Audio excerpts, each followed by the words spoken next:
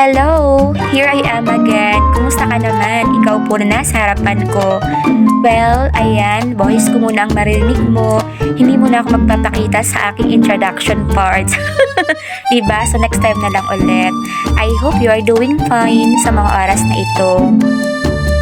Pero, yan po ang pamagat. So, anong nasa isip mo?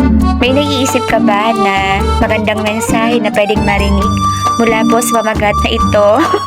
Well, pakinggan mo lahat ng sasabihin ko.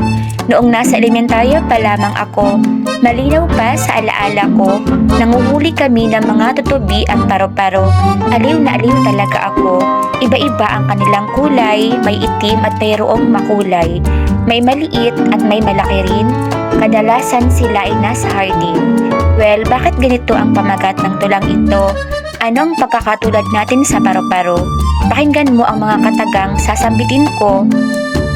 Gaya ng life cycle ng isang paro-paro, dumadaan siya sa tamang proseso bago siya tuluyang makalipad ng mataas, diba? Naranasan din niyang bumagsak muna.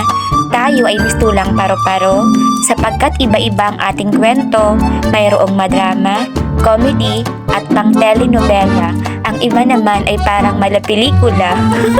Diba? Ikaw, saan ka kaya? Ganun pa man, lahat tayo ay kaakit-akit.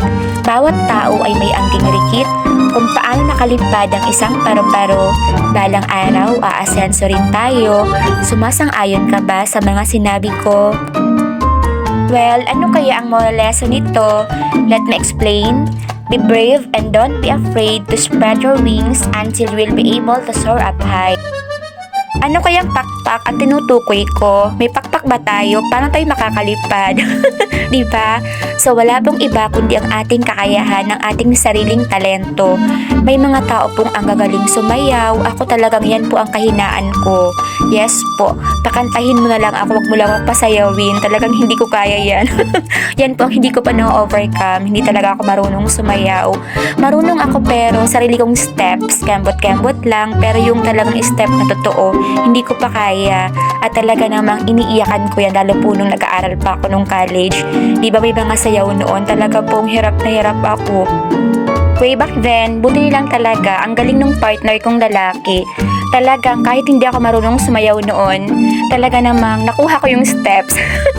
Nasundan ko siya kasi siya yung nagdadala. Ganun siguro kapag magaling yung partner mo na sumayaw, kahit hindi ka marunong. Kumbaga makakasabay ka, diba? Sino kayang nakaka-relate sa akin sa mga dumanas po na ang PE ay sayaw? Ang hirap na hirap talaga ako noon. Bawat tao ay may kakayahan, kailangan lang nating ma-discover kung ano yun, kung saan tayo magaling, di ba? Kailangan alamin natin sa ating mga sarili. Kailangan mong i-discover kung ano yung mga strengths and weaknesses mo, okay? So once again, fly high like a butterfly. Di ba? Happy Wednesday everyone! Mag-iingat ka palagi, ikaw na nasa harapan ko.